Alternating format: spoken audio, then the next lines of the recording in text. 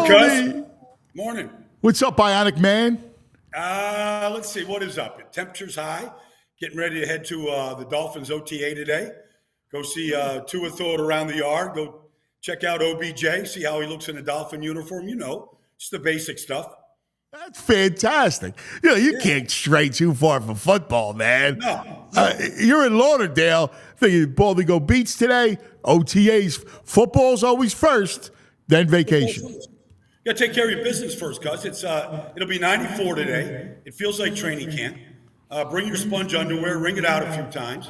But get your football fix. You know, I love it. I'm anxious to see it. All right, before I do want to ask you about the Dolphins, but before we get into that, the phenomenon that is the Cowboys.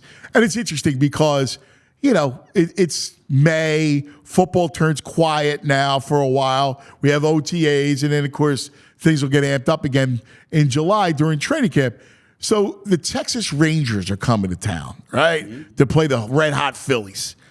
And the first thing we think of, not that the Rangers won the World Series last year, it's we think of the Cowboys and the fact that the Cowboys got all of those primetime games. What is it about them, Baldy? You played there. Well, when I was there, they were America's team. They still are. They drive all the ratings. It's the star. It's the arrogance. It's a lot of success.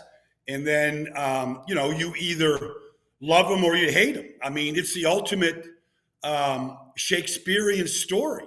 You've got villains and heroes. And so they can be either one, because they first one to put cheerleaders on the sideline. They've got the biggest screen in the history of stadiums. Everything's bigger in Texas. Like all this stuff, this folklore. Meanwhile, you talk to Troy Ayton, you talk to guys from that era, they're like, it's been 28 years. It's one of the longest droughts without going to a championship game of all 32 teams.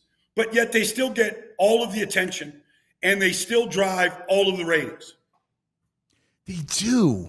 And I find myself, I have to admit, I like when they're good. Not too good, but I like when they're good. I wore this today just for you because I knew we were going to have this conversation and just joking around. But in all kidding aside, I want them to be good and never win. I think it's... Well, look, because they're the only team in the NFL over the last 3 years that have won 12 games in each year.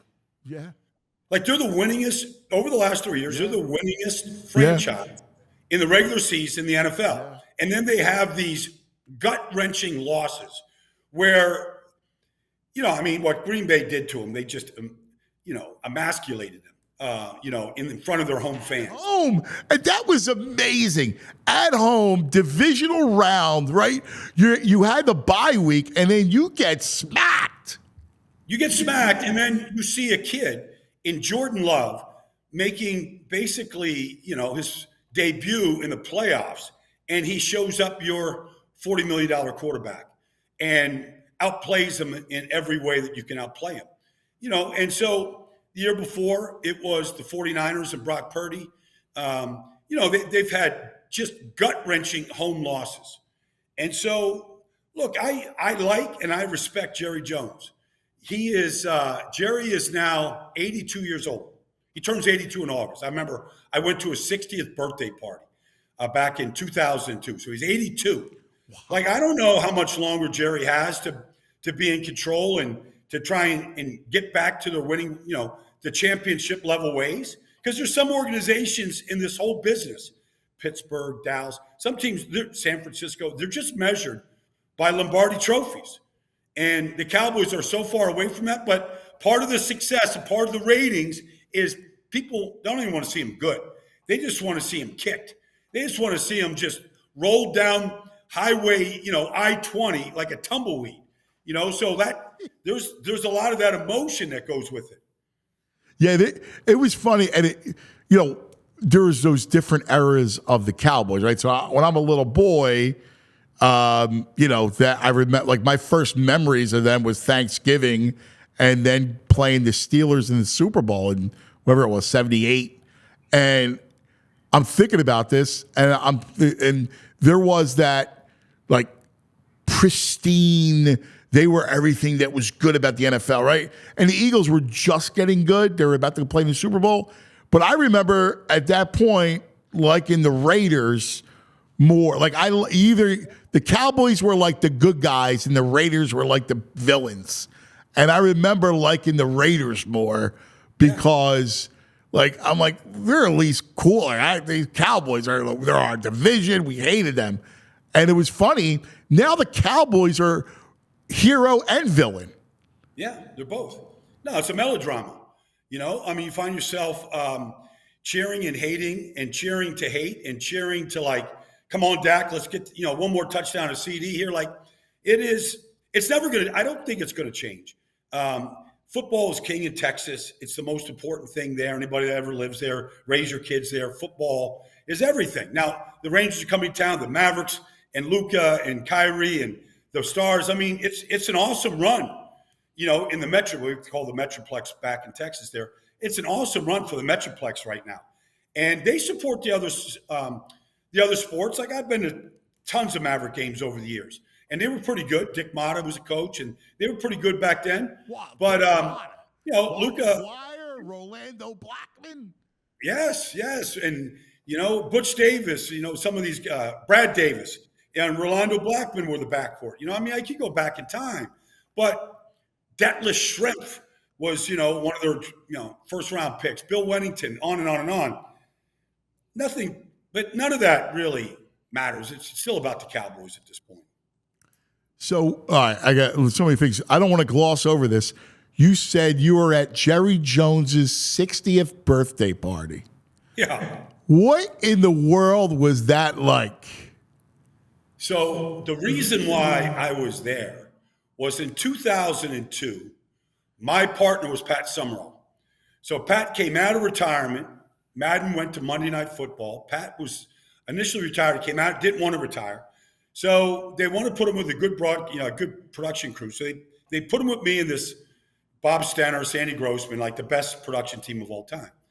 So we did a lot of Cowboy games that year because he lived right in South Fork. Like he lived right there, and he was good friends with Jerry Jones. And so Jerry's 60th birthday comes, and he's living in this part of Dallas, and Jerry threw himself a party. So he's got his jet. He's out there picking up the Pointer Sisters. Here come the Pointer Sisters. Al Michaels and his crew. They come in from L.A., and this is a Friday night now. The game's on Sunday. Like, it is a star-studded affair, all right? They've got girls coming out of the pool with smoke. Like I'm talking like, right off of Dance Chorus Line in Las Vegas. Like girls. And it's over the top. Just over the top on every single level. So I just sat back and, made some new friends and enjoyed the spectacle and wished Jerry a happy 60th. Was that his mansion? Yeah. Wow. Yeah. What was that thing? That thing had to be some expansive. Jerry's not what you would call he's living large. Let's just say that. Well, listen, when they did the pandemic draft and he was on the yacht, I mean, not for nothing, but that was the height of, I was actually cool. Like, you go, I'm going to be on my yacht. Like, that was kind of cool. Well, he's a businessman. Jerry's a businessman. Even to this day, all these stadiums that get built, whether it's SoFi Stadium or Legion Stadium or any stadium getting built, like Jerry's got a company called the Legacy Company. He builds all the luxury suites. And not only does he build the luxury suites in all these stadiums, he gets a piece of all the action from all these stadiums. Wow. Yeah. There's Bank of America right in, the Start Frisco. Like one side of the building is Jerry and his business, real estate, oil, insurance. The other side of the building is all football. And it's literally, it feels like it's the next best thing to the Football Hall of Fame in Canton because they literally honor every player that's ever played for the Cowboys. What was all right? what was it like? Go back in time because that was your first team, right? You were an undrafted free agent. You make against all odds, you make the Cowboys, and this is the height of their existence, right? Like it's right. Tom Landry, the hat, the whole thing. What was that experience? I mean, what was it like there? I mean, I can only imagine. First of all, like none of it felt like it was anything special from just a standpoint of facilities. Like we had one practice field. It was on Forest Lane. Our weight room was outside. They had 2 racquetball courts. They had 1 jacuzzi, 1 person at a time. They had 6 shower heads in a shower. They had, an ashtray in every locker. It was just a small little facility. We didn't have a room big enough to put our whole team in for Landry to talk to the team. Like it was just a little, like you would never think this is the Dallas Cowboys. Now it changed when we went to Valley Ranch, and now it definitely changed when we went to Frisco. So that's that. But they had just come off NFC championship losses to Philadelphia, Wilbert Montgomery, to the 49ers, Joe Montana, and, the catch. And so here we are, 1982, and they're like, we're right on the doorstep. We can't get over the hump in the championship game. So when I came in 82, Landry had this motive. We're gonna make this the toughest camp ever. That's what's missing. We don't have the right level of toughness. So when we came in that year in 82, like literally we scrimmaged every single day. We scrimmaged in the morning, we scrimmaged and we conditioned. We came in the afternoon, training camp, we scrimmaged every afternoon, and then we conditioned. It never stopped. And the guys, the Randy Whites and Tony Dorsett's and Drew Pearson's, those guys, I mean, their tongues were like dragging, going, we never been anything like this. And that's all I knew, though. So that's how we came into the thing. What's interesting is that I think about like the regal nature of it. And, I guess it's exploded more in time, like with Jerry Jones, when Tex Schramm retires.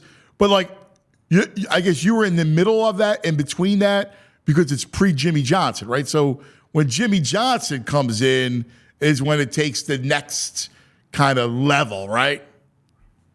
Well, Clint Murkison was the original owner. He was an oil man.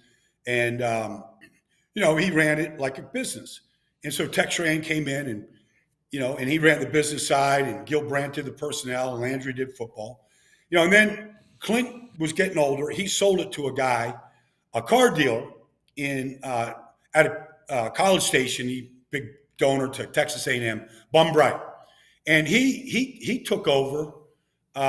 He took it over, and he treated it like a business. And then he just saw this thing getting run into the ground, and he was just looking to get out. And that's when Jerry came in.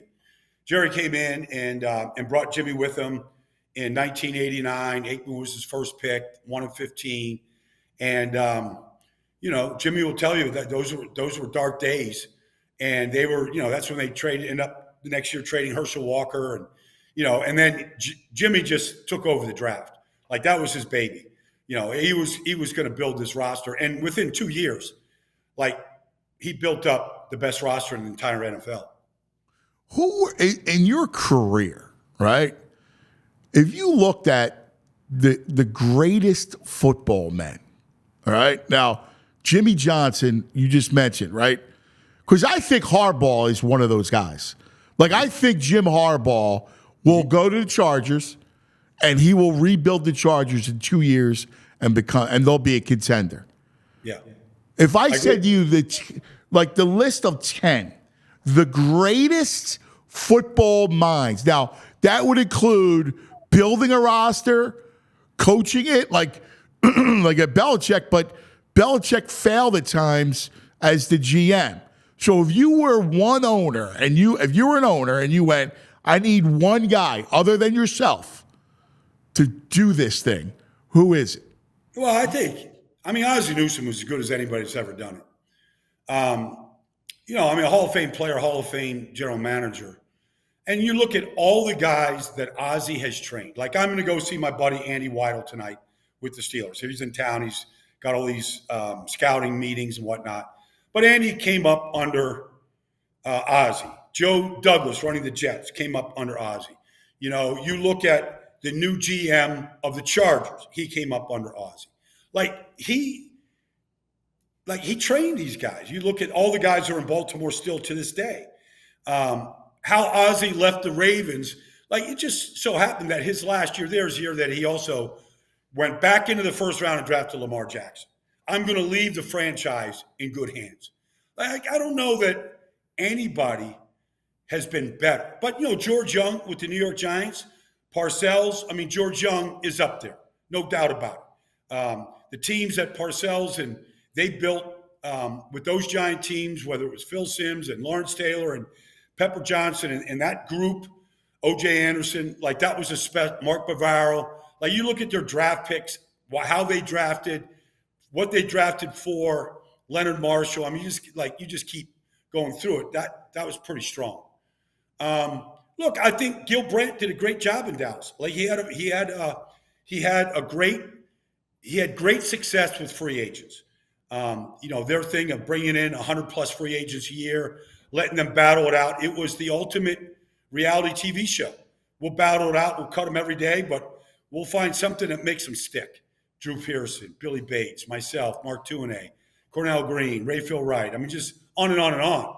Guys that were undrafted. And then look, the trade they made to get Randy White, the trade they made to get Tony Dorsett. Blockbuster type trades. You have to think Gil deserves a lot of success. Bill Polian. Bill Polian did it in Carolina. Bill Polian did it in Buffalo. He took an expansion team in Carolina and had them in an NFC championship game in a couple of years. He went to 4 straight Super Bowls in Buffalo. You got to consider Bill Polian one of the great architects of this business. So there's been quite a few. Andy, would you put Andy up there? No, Andy's kind of getting his Andy's been trained well. He had success in Philadelphia when they listened to him. He's had. I think we'll see what happens in Pittsburgh. You got to have success. I think their team is going to be good. It's a tough division. No, Andy Reid. Oh, of course, yes. Yeah. Andy, because I think Andy, just going back to his first year, because in 1999 and getting that quarterback of Donovan Wright, when there was so much uncertainty with 6 quarterbacks, whether it's Culpepper or Couch and all the guys that were in that class, he got the quarterback position right. How he built his teams, thick, strong in the trenches. Trey Thomas, John Runyon, all the stuff, and then his architects that have come through, all the guys that have helped, whether now it's currently Brett Veach, but all the guys that we know in Philadelphia that came through there. Yes, Andy he has a great eye for it, and he enjoys doing it while he lets his guys do their jobs at the same time. It's so fascinating, right? I think about all the no one had an eye for quarterbacks like him, in that so he has McNabb. He somehow was able to win. Remember down the stretch with Coy, AJ Feely, he was able to flip AJ, right, for a significant trade. He's able to kind of rebuild Michael Vick. Alex Smith, he has success with, and then of course the ultimate's Mahomes.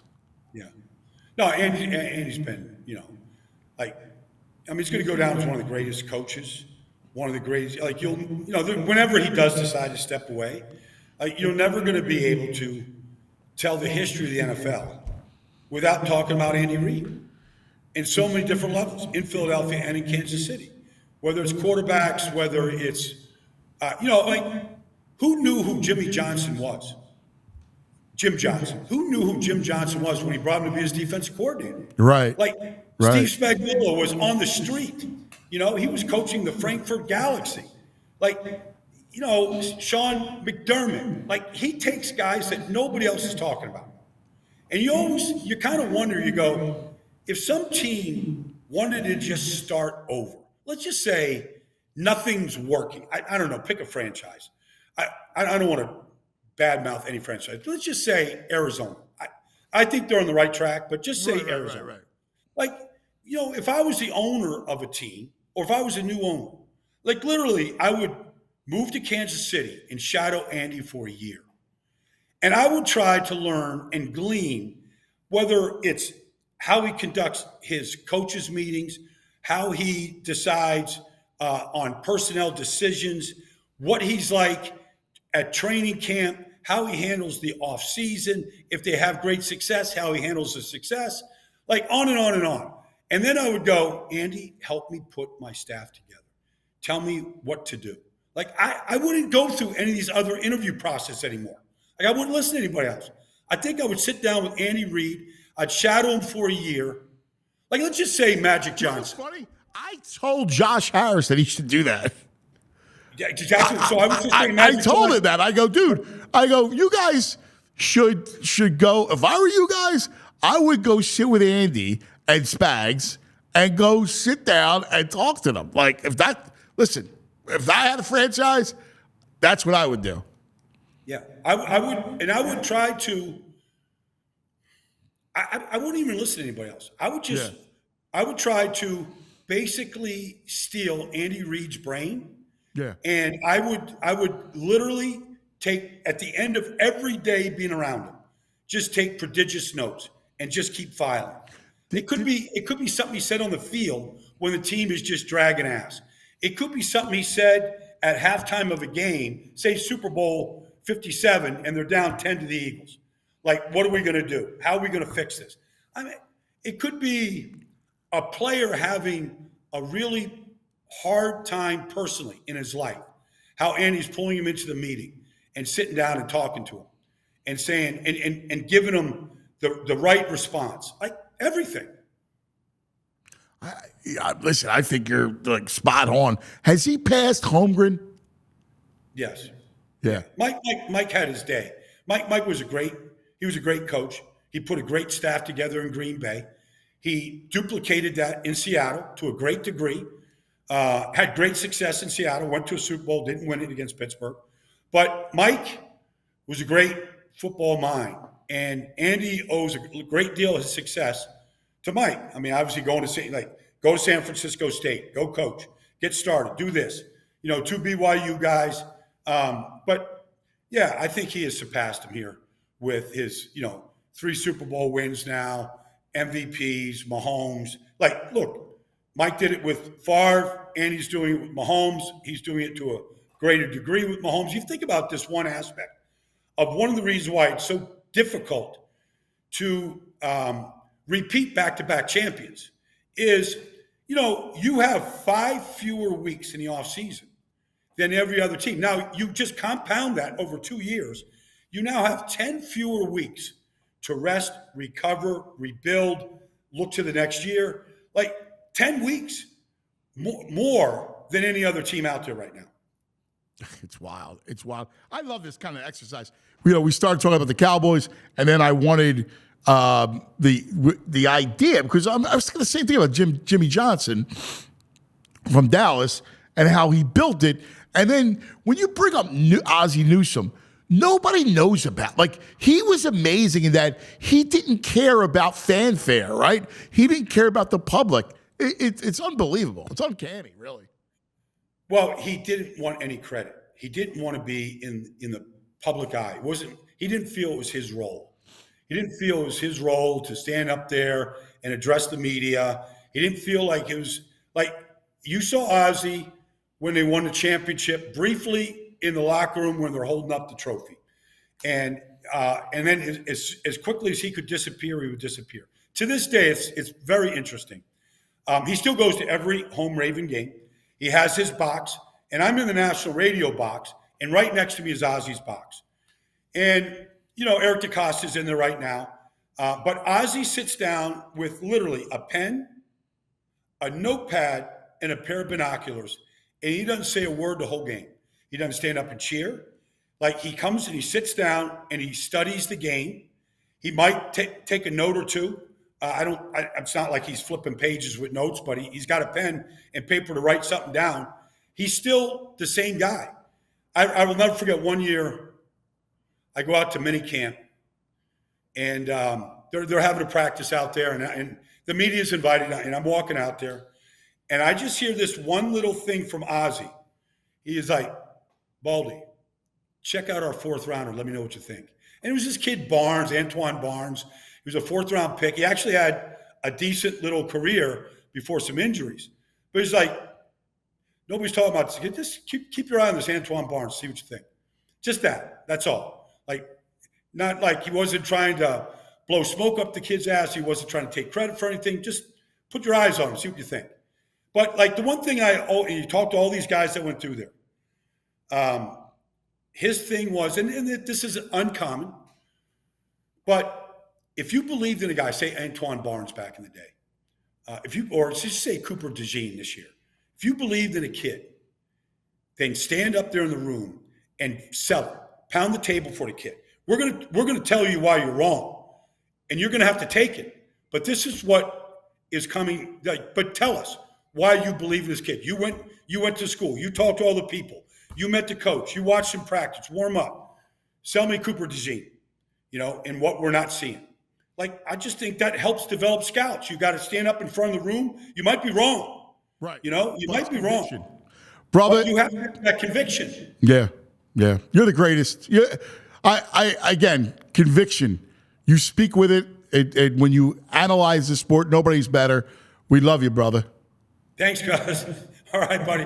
And have a great We all silly like the mayor.